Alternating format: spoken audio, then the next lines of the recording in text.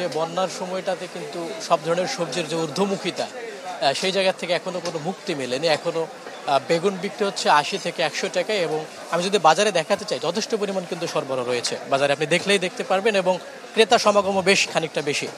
তবে বেগুন বিক্রি হচ্ছে ৮০ থেকে ১২০ টাকা, করলা কাঁকরোল ৮০ টাকা বিক্রি হচ্ছে, পেঁপে বিক্রি হচ্ছে ৩০ টাকা, ঢেঁড়স বিক্রি হচ্ছে ৪০ টাকা, এবং পটল বিক্রি হচ্ছে ৬০ টাকা। বাট কয়েকদিন আগেও কিন্তু পটল, ঢেঁড়স, করলা, কাঁকরোল এগুলোর দাম কিছুটা নিম্নমুখী ছিল, ৬০ থেকে ৭০ টাকা ছিল। সুতরাং বলাই যায় যে কয়েকদিনের ব্যবধানে সবজির দাম সব ধরনের সবজিতে বেড়েছে ১০ টাকা পর্যন্ত, এবং একই সাথে দীর্ঘদিন ধরেই কিন্তু সুস্বাদু বাদাম, তিল আর স্বাস্থ্যকর গ্লুকোজ সব মিলিয়ে প্রাণ পিনাট বার। স্মার্ট কিছু খাও। মুরগির দাম ১৬০ থেকে ১৭০ টাকার ভিতর ছিল, কিন্তু গত সপ্তাহ ঠিক না, গত ২-৩ দিন থেকে এই ব্রয়লার মুরগির দামও বেড়েছে।